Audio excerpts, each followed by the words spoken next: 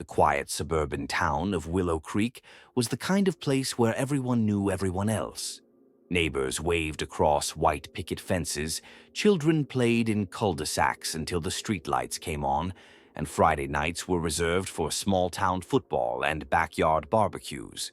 It was safe, familiar, the kind of town where nothing bad was ever supposed to happen.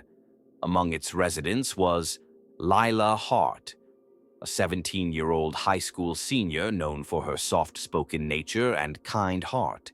She wasn't the loudest in the room, but people remembered her, the girl who always smiled, who volunteered at the local library, who spent her weekends babysitting for neighbors to save money for college.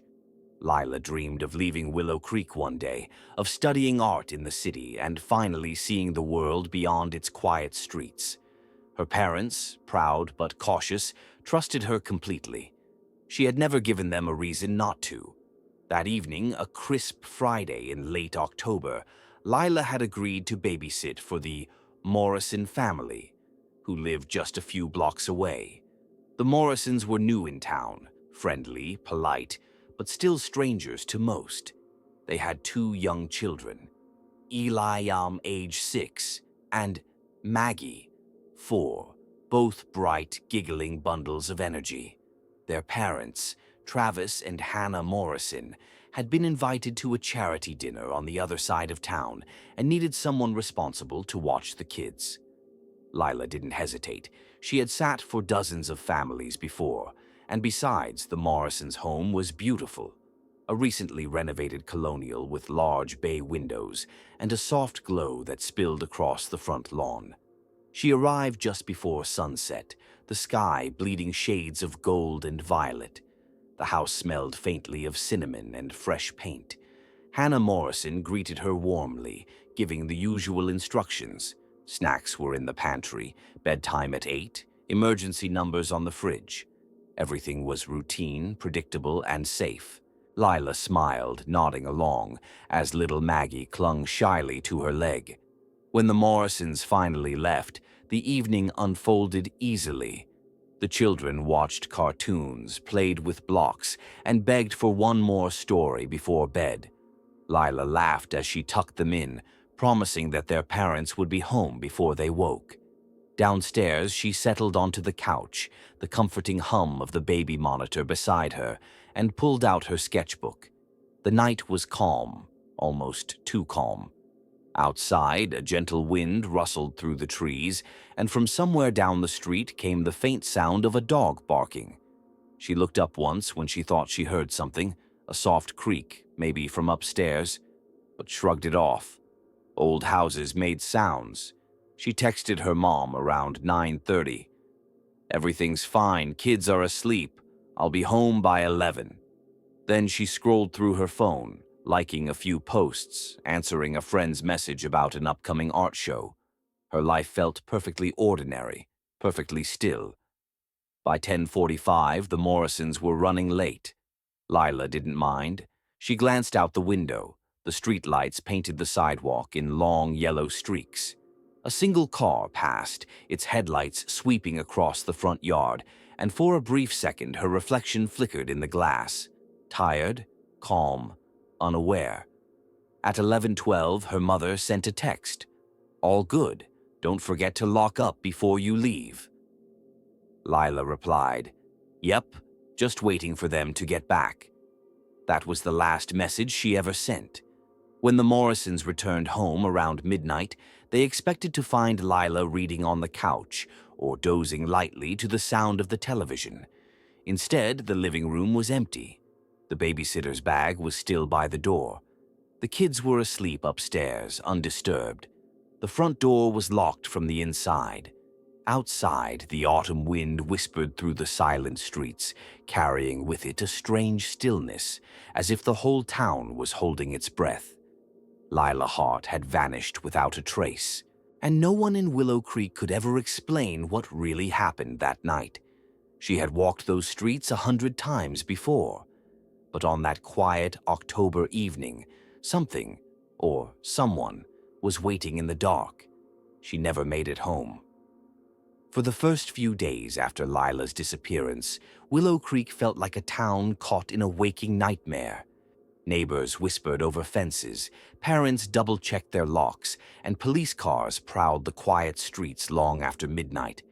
But before all the chaos, before the missing posters and candlelight vigils, there was just that ordinary Friday evening. If anyone could have seen the night unfold from the outside, they would have said it looked peaceful. The leaves along Birchwood Lane glowed under the streetlights, turning the road into a patchwork of gold and shadow. Lila had walked that road countless times before. It was only a 10-minute stroll from her house to the Morrisons. But that night she'd taken her bike. Her father had offered to drive her, but she'd laughed it off. "It's just down the street, Dad." Her parents remembered the sound of the bike chain rattling as she pedaled away, her ponytail swaying behind her, the small light on her handlebars blinking red into the dusk. Her mother stood at the door watching until she turned the corner. "Text me when you get there," she'd called. Lila had waved without looking back.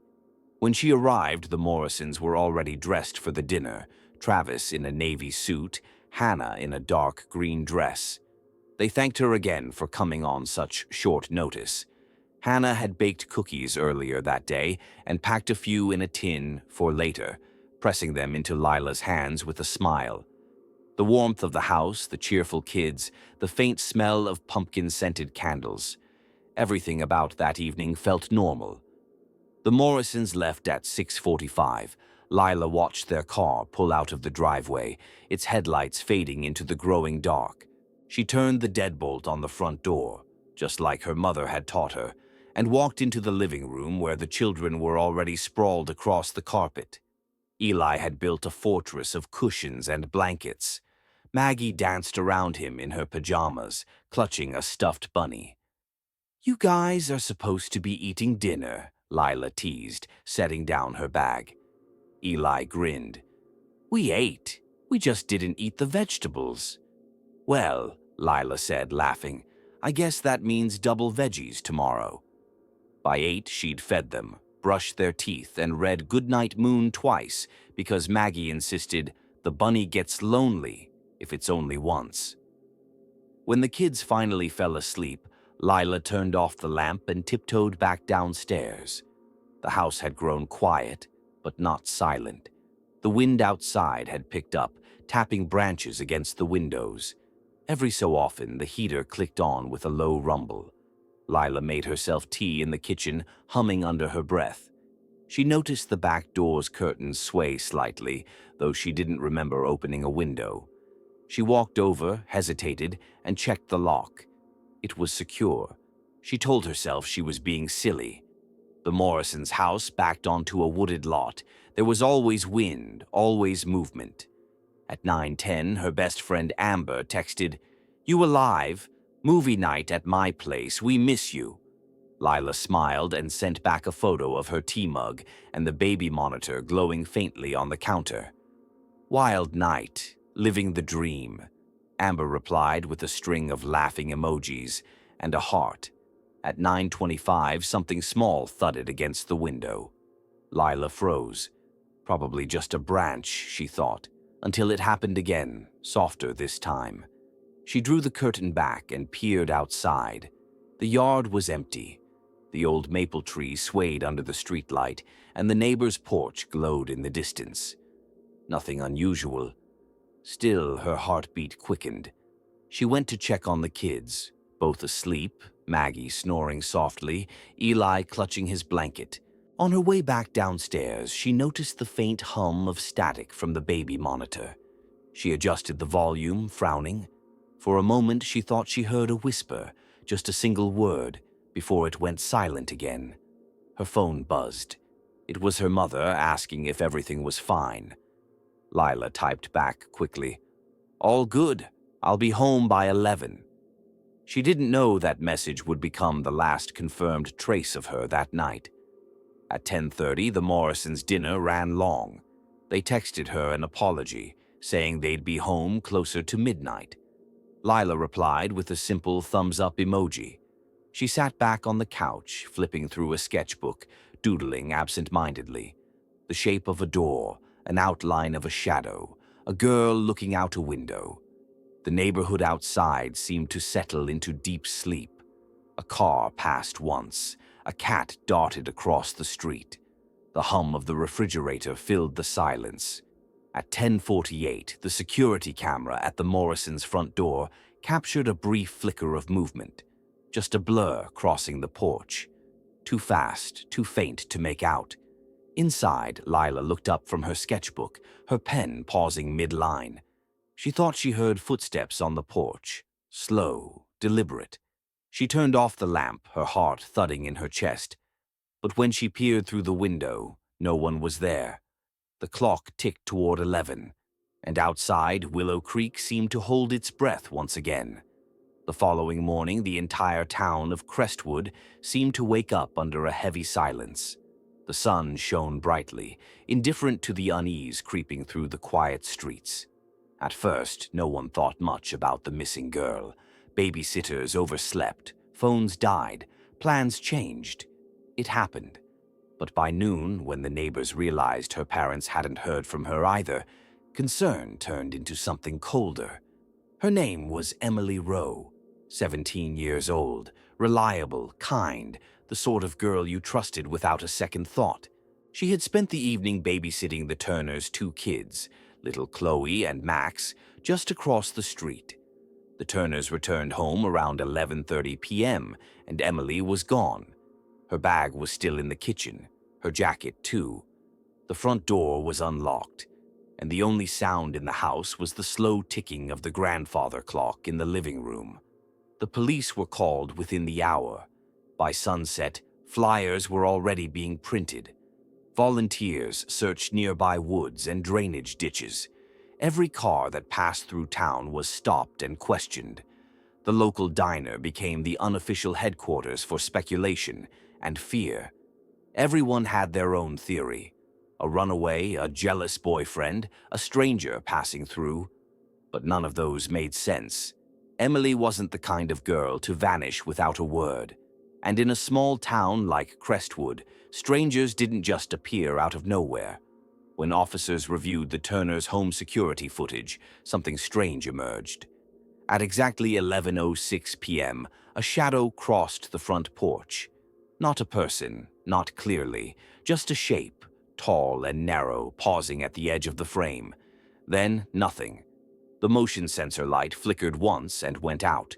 For the next 2 minutes, the camera showed only static before the feed restored itself, and Emily was gone. Detective Harris, who led the case, would later describe the scene as eerily untouched. There was no sign of a struggle, no footprints leading away from the porch. Even the rain that had fallen earlier that day hadn't left any mud or debris inside.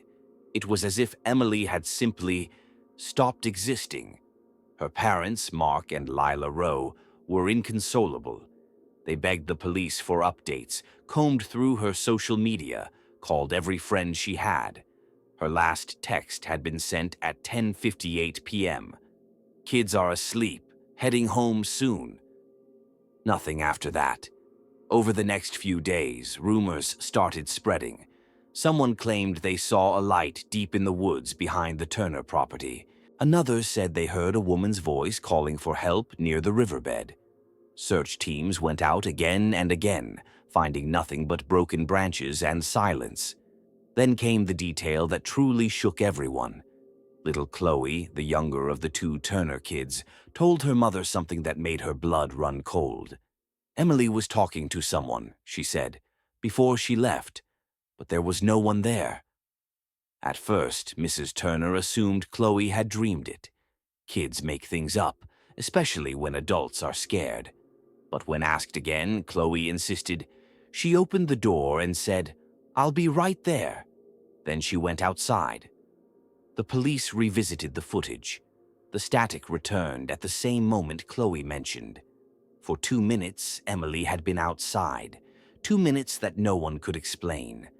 The town held a vigil that weekend. Candles lined the sidewalks, faces bowed under dim streetlights. Her parents stood by the microphone, voices breaking as they begged for anyone with information to come forward. But deep down, most people already knew this wasn't going to end the way they hoped. There was something about Emily's disappearance that didn't feel human. It felt chosen. And as the candles burned down to wax and the crowd dispersed into the night, the wind carried the faintest sound through the empty streets, like soft humming drifting from the direction of the Turner house. No one heard it. No one except for little Chloe, who pressed her face to the window and whispered, "She's still out there." The night had thickened over Willow Creek, wrapping the streets in a dense, almost suffocating darkness. A low wind rattled the old maple trees outside the Turner house, shaking leaves loose and scattering them across the sidewalk in slow, swirling patterns.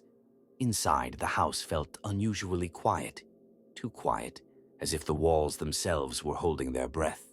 Emily Rowe had last been seen alive around 10:58 p.m., her final message to her mother still lingering on the screen of her phone. But somewhere between the time she promised she'd head home and the moment the Turners returned, something invisible had moved through the rooms, something unseen yet undeniably present. It began subtly, with small signs almost too easily dismissed. The baby monitor emitted brief, intermittent static that no one could explain. A cushion from Eli's fort had shifted slightly when he hadn't moved.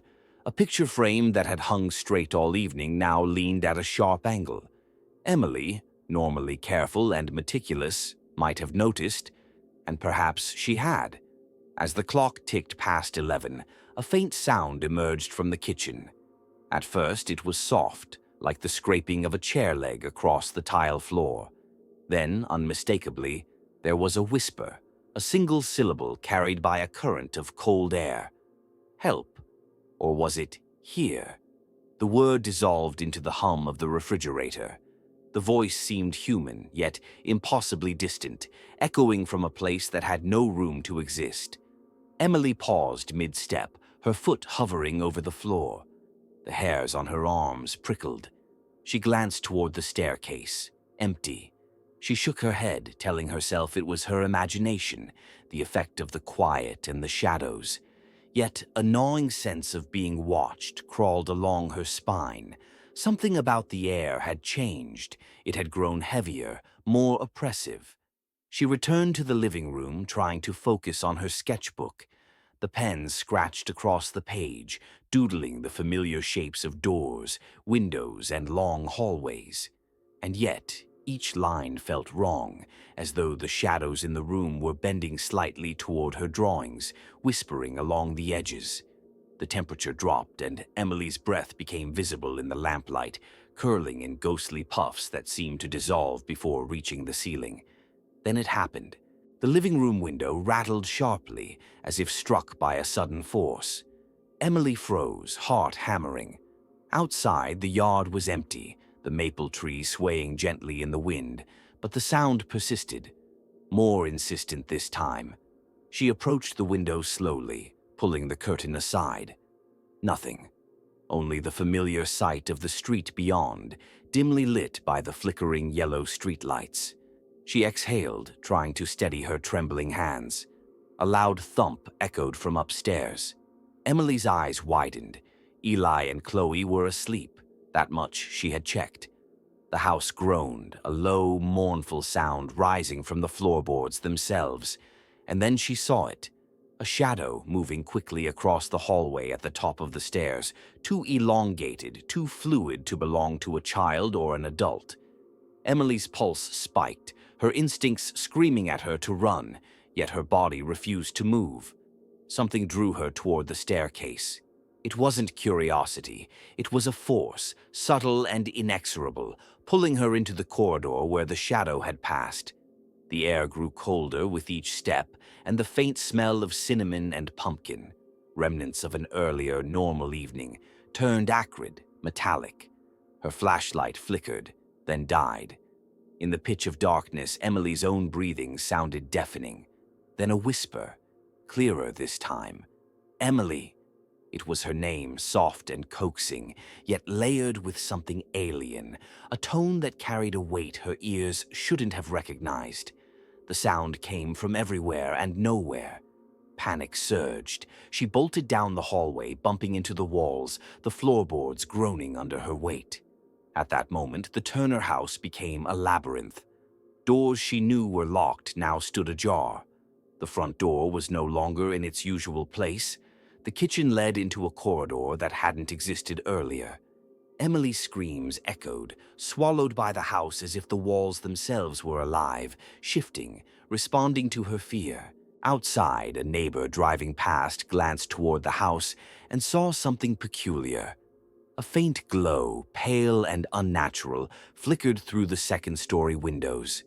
A figure, tall and impossibly thin, crossed the hallway, moving with an unearthly grace, then vanished. The neighbors shook their head, dismissing it as a trick of the shadows and streetlights. But a shiver had crept down their spine, one they wouldn't shake for days. Inside, Emily found herself in the living room again. Nothing had changed. The cushions, the furniture, the baby monitor all appeared untouched. Yet her instincts told her otherwise. She ran toward the front door. Locked. From the inside. She rattled the handle, her desperation mounting.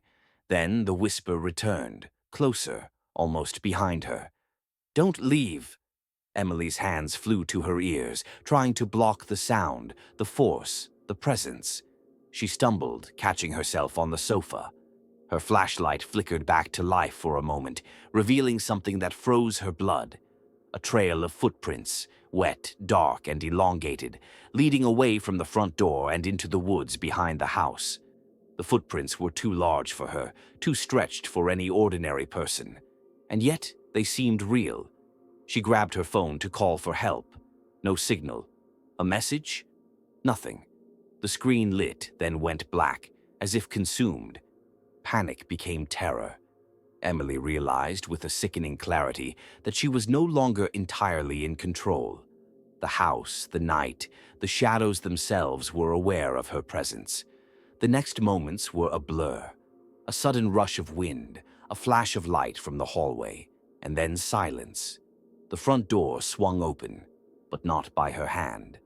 Outside, the street was empty, the night calm once more. When the Turners returned home an hour later, they found the house seemingly untouched. The children slept peacefully upstairs. Emily was gone.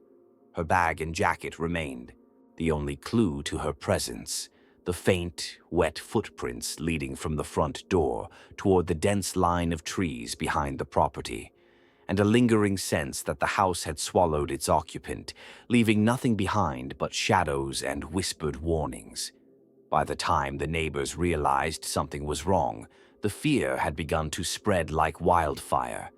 The night that started as ordinary, even peaceful, had turned into something far more sinister. Willow Creek had felt safe until the darkness showed it otherwise, and for Emily Rowe the night was far from over. The first light of dawn struggled to pierce the dense canopy over Willow Creek. The streets were shrouded in a pale gray mist, giving the small town an almost unreal, dreamlike quality. For most residents, the morning would have begun with the usual routines: coffee brewing, children getting ready for school, mail being collected from neatly arranged boxes. But for the Turners and the Rowes, dawn brought only panic. Emily Rowe had vanished overnight. Every search, every call, every knock at neighbors' doors led to the same dreadful conclusion. She was gone. Not missing in the usual sense. She hadn't run away, she hadn't left a note, and nothing had been taken. She had simply ceased to exist. The Turners were the first to act. Hannah Turner's hands shook as she dialed 911 for the third time, her voice barely audible above the crackle of her own sobs. "Please, please, someone help us. Emily's gone. She was here last night." The operator's calm reassurances felt hollow, inadequate against the terror pressing down on her chest. Mark Rowe paced the living room of his own home, running his fingers through his hair until it ached. He clutched his daughter's favorite sweater to his chest, the familiar scent of her perfume lingering faintly in the fabric. His wife sat nearby, motionless, staring at the door, hoping against hope that any second Emily would appear, laughing, apologizing for keeping them awake, carrying her sketchbook under her arm. But the house remained impossibly silent. By mid-morning, a crowd had begun to gather outside the Turner house. Neighbors whispered behind locked doors, their faces pale, their eyes wide with a fear that made them look older than they were. Some had already begun distributing flyers. A smiling teenage girl, her eyes bright, framed by a mop of brown hair. Underneath her picture, the words, "Have you seen Emily Rowe? Please help us find her," were printed in bold, black letters. Volunteers fanned out into the nearby woods and drainage ditches. Dogs strained against their leashes, noses pressed to the cold earth, but returned with nothing. Helicopters hovered over the town, their searchlights cutting arcs of white through the early fog. Yet, despite the massive effort, there was no trace of Emily. Not a footprint in the soft soil, not a hair caught in the underbrush, not even a discarded shoe. It was as though she had vanished into the thin, misty air itself. Detective Harris, the lead investigator, frowned at the footage from the night before. The shadow crossing the front porch, captured by the security camera, was the only lead, yet it revealed nothing. The shape was tall and narrow, moving with an unnatural fluidity that defied human motion. There were no signs of struggle, no forced entry, no unusual disturbance. For all practical purposes, it was as if the house had swallowed her whole. By late morning, news crews had arrived, broadcasting live from the street outside the Turner residence. A local reporter, holding a microphone and speaking to a camera, described the scene with grim precision. "This is the second disappearance in as many weeks in Willow Creek, and the community is on edge. Residents are questioning whether these events are random or if something far more sinister is at play." Behind him, the Turner family huddled together, eyes hollow, grief and terror mingling on their faces. Even the children were affected. Chloe, the youngest, refused to leave the house. She sat by the window, pressed against the glass, whispering to herself about Emily. She said she'd be right there. The words, repeated like a mantra, made everyone around her shiver. No one knew if she had seen what Emily saw, or if it was just a child's attempt to make sense of a nightmare. But her certainty, her insistence that someone, something, had spoken to Emily, was enough to make the adults question everything they thought they knew about the night. By afternoon, the mist over Willow Creek had thickened into a light rain. The foggy streets became slick and reflective, mirroring the anxious faces of search parties and neighbors alike. Volunteers trudged through puddles, calling Emily's name, their voices swallowed by the sound of dripping water and the low murmur of wind through the trees. Yet the only response was silence, or something worse, faint, almost imperceptible noises, whispers on the wind that seemed to mimic her voice. As evening fell, the storm intensified. The rain lashed against windows, and the first distant rumbles of thunder echoed through the town. Power flickered in some homes, and streetlights wavered, casting elongated shadows that danced across the empty streets. In the Turner house, the children slept fitfully, waking to soft, unplaceable sounds in the walls, whispering to one another about shadows they couldn't explain. Outside, the Rose and Turners were beginning to accept what they had long feared. Emily was not coming back, not as they knew her. Something had taken her, something beyond comprehension, leaving no evidence, no explanation, no closure. And yet the fear persisted. If it could happen once, could it happen again? Was the threat still lurking in the woods, watching from the shadows, waiting for the next person who walked too casually, who trusted too easily? By midnight, the town had transformed into something unrecognizable. Willow Creek, once a place of safety and routine, now felt haunted. Every rustle in the trees, every flicker of a streetlight, every sound of dripping water or creaking floorboards carried weight. Residents closed their doors early, left lights on, and whispered warnings to their children. The disappearance of Emily Rowe was not just an incident. It was a fracture in the town's very sense of security. And somewhere beyond the reach of frantic searches and shining flashlights, Emily moved through spaces that made no sense. The night had swallowed her, yet she was not gone entirely. Footsteps unaccompanied by a body echoed down invisible corridors. A shadow flickered across the mist. A whisper, almost familiar, carried her name. And Willow Creek, the town that had always seemed safe, held its breath, knowing that the darkness had only just begun to claim what it wanted. By the following morning, Willow Creek had transformed from a quiet suburban town into a place of tension and suspicion. Detective Harris arrived at the Turner house just after sunrise, his trench coat damp from the lingering mist and drizzle. The streets were already lined with neighbors, volunteers, and news crews. Flyers with Emily Rowe's smiling face plastered on every lamppost and telephone pole fluttered in the wind. The town was alive with fear, speculation, and an unspoken question. How could a 17-year-old simply disappear from a locked house with no trace? Harris walked through the Turner residence with methodical precision, noting the minutiae that others overlooked. A cushion slightly out of place on the sofa, the faint indent of footsteps leading nowhere, the baby monitor with a flickering static that had persisted through the night. Every small detail was a clue, every anomaly a possible lead. Yet the harder the team looked, the less sense any of it made.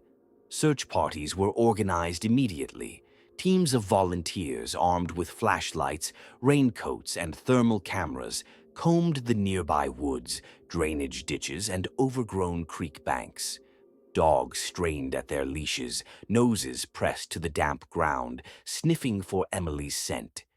Hours passed with no success. The woods, familiar and benign during daylight hours, had taken on an unfamiliar, almost malevolent quality under the overcast sky. Branches seemed to reach out, trails twisted unnaturally, and every rustle in the brush set the hearts of the searchers racing. At the Turner property, forensic specialists collected evidence meticulously. They found the faintest traces of footprints in the soft soil near the front porch, strangely elongated and distorted, almost like a reflection of human form rather than a human print. No tire tracks, no signs of a vehicle, only the footprints that ended abruptly at the edge of the woods. Bloodhounds followed them to the tree line, then returned to their handlers confused and agitated, unable to trace further. Meanwhile, Harris examined the security footage from the night before again, frame by frame. The tall, narrow shadow crossing the front porch appeared again, an elongated blur that defied explanation. Harris noted the timestamp, 11:06 p.m., exactly the moment Chloe Turner recalled seeing Emily step outside and speak to someone who wasn't there. The detective's unease grew. The case was straying further from the rational world with every review. The police expanded their search radius, checking abandoned buildings, sheds, and basements throughout Willow Creek. Every room was empty. Every corner revealed only ordinary dust and debris, except for one particularly unsettling discovery: a torn piece of Emily's sketchbook found lodged between rocks in a shallow drainage ditch. The page was incomplete, the lines scratched out hastily, as though the owner had been interrupted mid-thought. Small droplets of what appeared to be water, or perhaps something more sinister, marked the page. Interviews with neighbors and friends revealed more unsettling details. Some had seen strange lights in the woods the night Emily disappeared. Others reported faint whispers drifting down from the trees. "It was her voice, I think," one elderly neighbor said.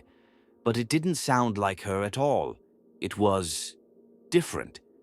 Even Emily's best friend, Amber, recounted that a week prior, Emily had mentioned noticing odd shadows near the back gate of the Turner property, like they were watching me. At the time, they had laughed it off, just neighborhood kids, imagining things. By evening, a sense of desperation settled over the town. The mayor convened an emergency meeting, urging calm while promising additional resources. Helicopters, drones, and a K-9 unit were dispatched, scouring not just Willow Creek, but the surrounding hills and woods. Volunteers handed out maps with grids and checkpoints, moving systematically through the landscape. Every creak of a branch, every movement of the mist over the creek, every rustle of leaves seemed charged with potential horror. And then a breakthrough, or at least something that appeared to be one. A volunteer searching near an abandoned shack on the edge of the woods discovered a small backpack partially buried under leaves. Inside were Emily's school supplies and a water bottle, but no sign of her sketchbook or clothing. The backpack was damp and smelled faintly of earth, yet curiously clean, as if placed there deliberately. Harris arrived immediately, his face grim. The evidence offered little in the way of answers, but confirmed that Emily had indeed been somewhere no one could trace. The investigation intensified. Specialists were called in to examine the Turner home for hidden passages or structural anomalies. Thermal imaging cameras were installed to detect any possible heat signatures in the surrounding woods. Yet nothing suggested human habitation or presence. Theories circulated rapidly among the investigators: an abduction, a runaway attempt, or perhaps something inexplicable, a phenomenon beyond conventional understanding. Local newspapers published story after story, chronicling the growing panic. Vanished without a trace, and The Mystery of Willow Creek became common headlines. Residents avoided the Turner house, hesitant to walk past the place where Emily had disappeared. Parents warned their children to stay inside after dark. Even routine noises, the scraping of branches, the whine of a distant dog, the whistle of wind through the trees, were met with suspicion. Despite exhaustive efforts, days turned into weeks with no new leads. The search teams returned home, exhausted and frustrated. Police reports began noting the case as active but unresolved, a phrase that did little to comfort the Rows or Turners. Yet fragments continued to surface: a shoe in the creek, a single glove caught in a tree, faint impressions in mud, each item deepening the mystery rather than clarifying it. Detective Harris began keeping a detailed journal of the case, noting every anomaly: shadows that appeared without source, whispers that seemed to answer questions never asked, footprints that stopped abruptly with no continuation. "I've never seen anything like this," he wrote in one entry. "It's as if she was here then, not, and yet everything suggests she was." As Willow Creek settled into uneasy routines, the investigation remained active, casting a long, dark shadow over the town. Families moved cautiously. Children were accompanied even on the shortest walks, and the town's innocence felt irrevocably lost. Emily Rowe's disappearance had not just taken a young girl, it had reshaped the very perception of safety and normalcy in Willow Creek. And somewhere, hidden beyond the reach of searchlights and patrols, the mystery lingered, watching and waiting, ensuring that Willow Creek would never be the same again. As the weeks turned into months, Willow Creek became a town suspended between fear and fascination. The disappearance of Emily Rowe had left a wound that no amount of search parties, police investigations, or public reassurances could heal. And while the official investigation stalled, the unofficial story, whispered over fences, at grocery stores, and in hushed tones at school playgrounds, took on a life of its own. The first rumors were cautious, almost polite, born of concern rather than malice. People spoke of shadows seen moving through the woods at night, of lights glowing in places where no electricity existed. "It was probably a prank," one parent said nervously to another at the market. "Kids messing around, or maybe someone from out of town." But as the days passed, the stories grew bolder, darker. Children claimed to see Emily walking near the creek, her face pale, eyes wide, lips moving as if she were speaking to someone unseen. "She says she's lost," little Chloe Turner told her mother one morning, her voice trembling. "But she's smiling, and she keeps looking behind her, like something is chasing her." The adults dismissed it at first. Children's imaginations were vivid, and grief had a way of distorting perception. Yet the eeriness of Chloe's insistence lingered, leaving a cold knot of unease in those who heard her. The local teenagers began to invent their own versions. Around campfires, they told tales of a mysterious figure that haunted the streets at night, of a shadow that could slip through walls, doors, and windows without leaving a trace. "They say it's her," whispered one boy to his friends, "but she's changed. She's not Emily anymore." The stories grew, shifting from playful fright to something more sinister. Soon, the press caught wind of these rumors, and the town's plight gained national attention. Reporters described Willow Creek as a place gripped by mystery, where children disappear without explanation, and shadows hold secrets the townspeople fear to name. Each article stoked the fire, and every new retelling added details that may not have been there at all. A glowing figure in the woods, whispers in the night, the faint sound of footsteps following residents home. Some claimed the town was cursed. Locals with long memories remembered old tales about the woods surrounding Willow Creek, stories of travelers vanishing, of people being drawn into the trees and never returning. The Rows, desperate for answers, were inundated with strangers offering explanations ranging from the plausible to the absurd. Psychics, paranormal investigators, and self-proclaimed mediums all came knocking, claiming they could sense Emily's spirit or communicate with whatever had taken her. A few skeptics tried to maintain rationality. They suggested an abduction, a runaway attempt, or the work of a criminal exploiting the town's small size. Yet even their theories faltered under the weight of evidence, or rather, the lack thereof. No signs of a struggle, no traceable footprints leading out of town, no surveillance catching a vehicle or suspect. And most chillingly, there was the shadow itself, recorded on security cameras and described by Chloe Turner, a figure that seemed neither fully human nor entirely something else. By the third month, the legends had firmly taken root. Parents warned their children about wandering too far into the woods. Teens dared one another to approach the Turner property, only to retreat in terror at the sight of a flicker in the window or a strange reflection in the water. Stories of Emily appearing at night, asking for help but vanishing when approached, became a common refrain among those who had been near the house after dark. Meanwhile, the police file grew heavy with reports that ranged from factual to fantastical. Harris, still leading the investigation, maintained a skeptical stance. He documented every claim, the whispered voices, the fleeting shadows, the glowing lights in the woods. While he could not ignore the repeated accounts, he struggled to separate truth from exaggeration. But even he could not deny that something was profoundly wrong. Patterns were emerging in the reports. The time of sightings, the location of strange lights, and the sudden feeling of being watched. Patterns that did not align with ordinary criminal activity. Local historians dug into the town's past. They uncovered records of missing persons over the last 50 years. People who had disappeared in the woods, leaving no trace.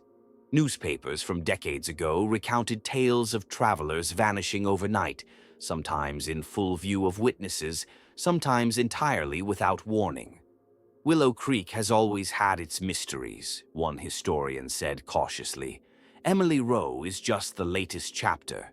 The town's collective imagination soon began to mix with fear, creating an almost living legend. The Shadow of Willow Creek, some called it, or the Lost Girl, while others simply whispered, Emily. Residents spoke less and watched more, scanning the dark edges of their lawns and the line of trees along the creek. Even routine sounds, a door closing, a branch snapping, the wind through the streets, became charged with the possibility of the unseen.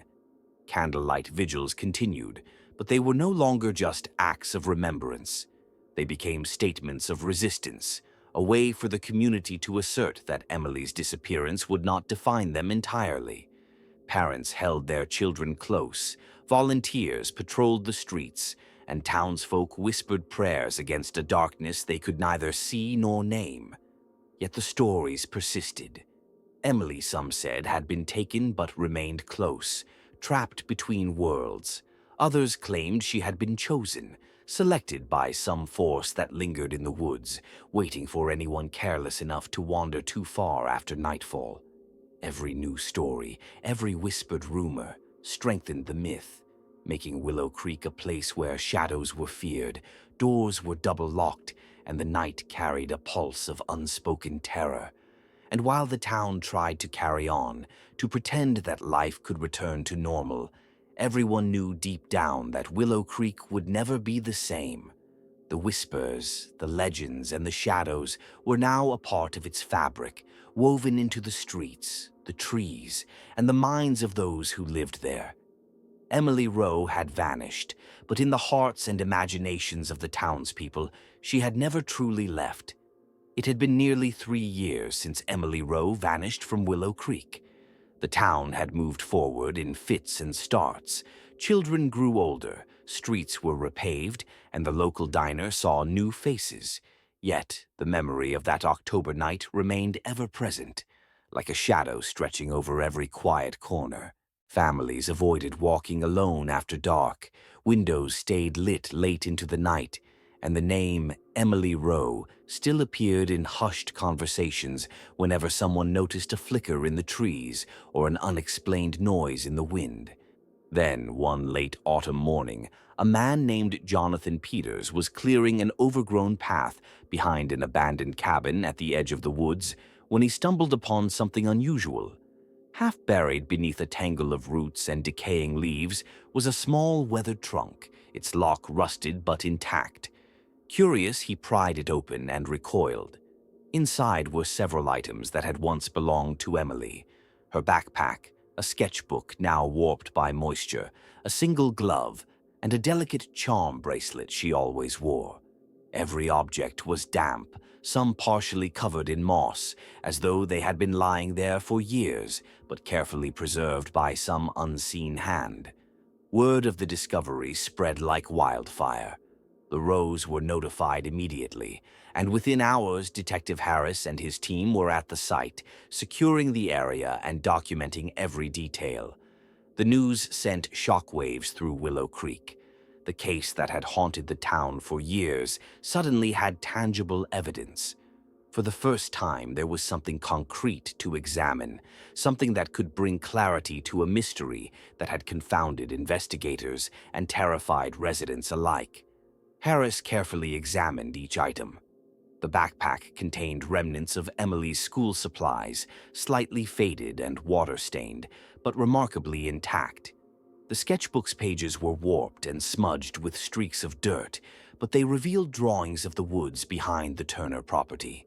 Strange, labyrinthine pathways, trees twisted into unnatural shapes, and in one corner a figure Emily had sketched over and over. A tall, shadowy silhouette with long limbs and no discernible face. Harris's stomach turned.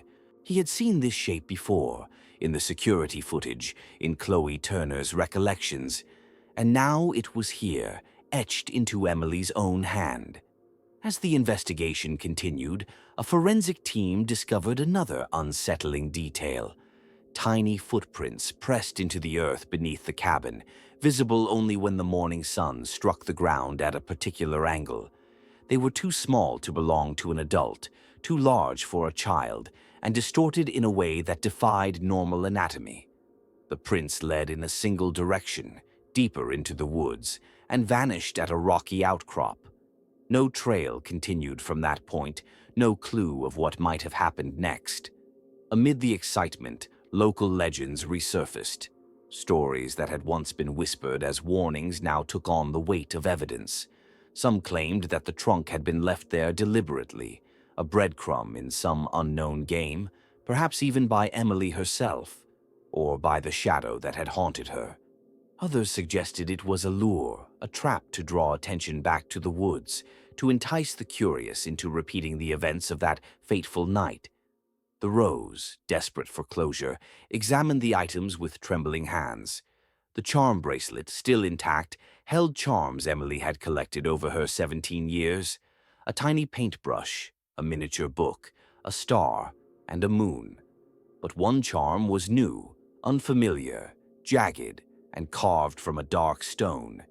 It wasn't on the original bracelet. It had been added while she was missing, a silent, cryptic message of where she had been. Detective Harris, normally methodical and unemotional, allowed himself a rare moment of unease. The evidence pointed to a new phase in the mystery, one that confirmed Emily had not wandered aimlessly, had not been carried off by chance. Something, or someone, had controlled her movements, had placed her belongings carefully, leaving hints without revealing the full truth. The discovery hinted at a deeper, more deliberate force at play, one that had eluded them all these years. Meanwhile, Willow Creek itself reacted. Residents flocked to the edge of the woods, hoping to catch a glimpse of the cabin or the hidden pathways Emily had drawn. Urban explorers, thrill-seekers, and journalists arrived from neighboring towns, their presence stirring both excitement and fear. But despite their efforts, the woods remained impenetrable, silent, and forbidding.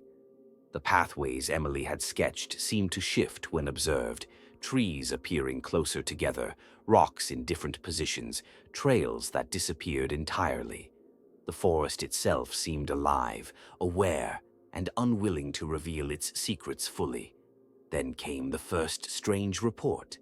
A local hiker claimed to have seen Emily standing near the cabin, looking out from behind the trees. He described her as appearing pale, silent, her eyes distant, almost translucent, and when he called out, she vanished like a wisp of smoke. No one else saw her, and the footprints beneath the cabin offered no explanation. Yet the town could not dismiss it. 3 years of disappearance, a trunk discovered, and now sightings that hinted she was not just a memory, but a presence lingering at the margins of reality. Over the next weeks, investigators returned to the cabin repeatedly. Every search produced subtle anomalies, sketches carved into bark, symbols etched into rocks, and faint traces of fabric that might have been Emily's clothing. Each discovery deepened the mystery, suggesting that her disappearance was far from random. Someone or something had orchestrated her absence, leaving breadcrumbs in the world she had once inhabited, as though daring the town to follow and unravel the truth. Willow Creek's collective fear and fascination reached new heights. Candlelit vigils resumed, now infused with a sense of cautious hope that perhaps, through these discoveries, Emily's story could be completed. But hope was tempered with dread. The forest had given up only fragments, hints that illuminated nothing fully. It was as if Emily's presence lingered just beyond the grasp of understanding, a shadow between worlds, teasing those who sought answers. Detective Harris, standing at the edge of the woods one rainy evening, reviewed the findings in his notebook. The evidence had brought new clarity, yes, but also new questions. Who had left the trunk? Why had Emily's items been preserved so meticulously? And most chilling of all, was Emily truly gone, or had she been waiting in some place the town could never reach, her fate tied to forces beyond comprehension? The night deepened and a wind stirred through the trees. Somewhere in the cabin's shadows, the faint glint of a charm bracelet caught the moonlight, and for a moment it seemed as though Emily herself watched from just beyond sight. Willow Creek held its breath once more, aware that the story was far from over. The pieces of Emily Rose's disappearance had long remained scattered, like fragments of a puzzle that refused to fit. But with the recent discovery of the trunk and her belongings, Detective Harris and his team finally began to reconstruct the events of that night, painstakingly tracing the path that had led her from the Turner home into the unknown. It began with the timeline, security footage, Chloe Turner's recollections, and the brief flashes of movement on the porch all aligned. 11:06 p.m., the moment Emily stepped outside. She had told Chloe she'd be right there, but no one had seen anyone with her. The static on the baby monitor suggested she had been outside, yet her presence was undetectable to anyone else. The footprints found near the cabin, along with the distorted shapes in the sketchbook, hinted at a path she had followed, a route through the woods that defied logic. Trees appeared closer together, trails twisted unnaturally, and landmarks shifted as if the forest itself had been reconfigured to conceal her passage. Harris theorized that Emily had been guided, compelled even, toward the location where the trunk was eventually found, but he could not determine by whom or what. Witness reports and Chloe's testimony revealed subtle clues about the night's early hours. Emily had seemed uneasy after checking on the children for the last time. She mentioned hearing whispers that she couldn't place, small movements in the shadows that didn't match the sounds of the house or the wind. Her sketches, later examined in the trunk, depicted elongated figures, tall, narrow, faceless, as if she had been seeing them constantly, trying to understand them through art. It became clear that Emily's fear had grown gradually, her intuition sensing the presence of something beyond ordinary perception. Reconstruction of the porch footage and the baby monitor static suggested that Emily had encountered the shadow immediately upon stepping outside. It had approached without sound, its movements deliberate yet almost ethereal. She had reacted instinctively, stepping backward, glancing toward the trees, but the shadow seemed to absorb her panic, drawing her forward rather than allowing her to retreat. Her own words, recorded by Chloe, "I'll be right there," took on a sinister significance. She had not been addressing a visible person, but acknowledging the presence of something unseen. The search of the woods revealed further, disturbing evidence. Branches were bent at unnatural angles, leaves crushed in patterns that could not have been made by ordinary human movement, and stones were displaced as if creating a trail deliberately, guiding Emily's path. When the team compared these formations to her sketches, the alignment was precise. Every drawing she had made during her last days, spirals, twists of tree limbs, elongated figures, corresponded with patterns discovered in the woods, suggesting that she had been documenting the environment while being drawn through it. As the team delved deeper, a theory began to emerge. Emily had not been abducted in a conventional sense. She had been led, chosen, perhaps, by a force that existed beyond human understanding. The items in the trunk, carefully preserved, suggested that she had been aware of being watched, yet unable to resist. The strange charm added to her bracelet while missing hinted at influence, a mark or token placed upon her, a symbol of her connection to whatever had guided her through the forest. Interviews with locals who had ventured near the cabin after the discovery confirmed a shared unease. Some spoke of feeling watched, of fleeting glimpses of movement in the corner of their vision. Others reported hearing faint humming, distant and melodic, impossible to locate but impossible to ignore. The forest, it seemed, was alive with a presence that defied rational explanation. Inside the Turner home, Chloe's observations were re-examined. She had described Emily conversing with someone unseen, stepping outside while speaking as if addressing a companion. This matched the evidence from the woods and the sketches. Emily had been interacting with the shadow, perhaps trying to negotiate, perhaps simply responding instinctively. The investigators could not determine whether she had been communicating with a conscious entity, a supernatural force, or a human with extraordinary stealth. The night's events were further illuminated by the patterns in Emily's drawings. The elongated figures, faceless but human in form, were consistently positioned near doorways, trees, and pathways, the same locations where anomalies had later been discovered.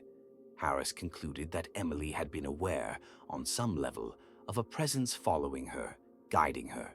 But whether this presence was benevolent, malevolent, or indifferent remained impossible to discern. Finally, the team reconstructed the last known moments, leading to the trunk's location. Emily had stepped into the forest, guided by the shadow, moving carefully to avoid obstacles. She paused near a large oak, hesitated, then continued along a path that eventually led to the abandoned cabin. The preservation of her belongings suggested she had arrived, left items intentionally, and, whether through coercion or choice, had vanished again, beyond detection. Footprints led to the cabin, then ended. Sketches, objects, and the added charm indicated she had been present and aware, but where she went next could not be traced. The culmination of the reconstruction painted a chilling picture. Emily had not disappeared by accident. Her journey had been deliberate, guided by something unseen. Every precaution she took, the checks on the children, locking doors, documenting her path through sketches, had been insufficient against forces beyond comprehension. The town had assumed she was simply missing. In truth, she had been caught in a labyrinth that no human could navigate without leaving traces. Willow Creek, once a town of innocence, now understood the fragility of safety. Emily's disappearance was not a crime in the conventional sense, nor a random act of misfortune. It was a sequence of events influenced by something far beyond ordinary explanation. Every shadow, every whisper, every anomaly previously dismissed as imagination now fit into a pattern too intricate to ignore. And while the trunk had revealed fragments of her story, it had also underscored a horrifying truth.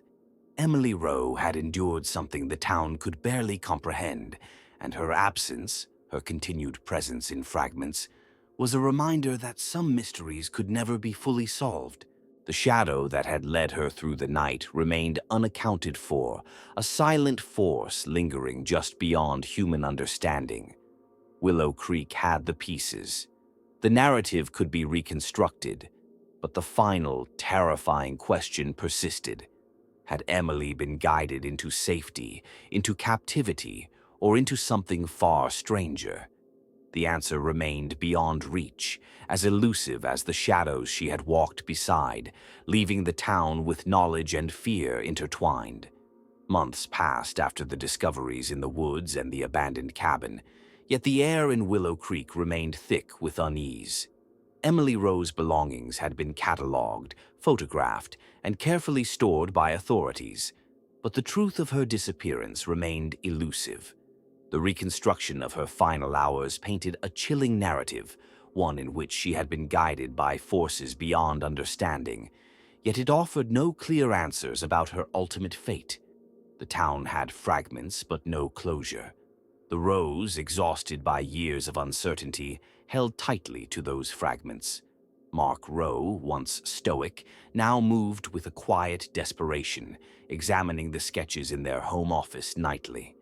Lila Rowe, unable to relinquish hope, pored over each item from the trunk, tracing her daughter's movements in the woods with trembling fingers.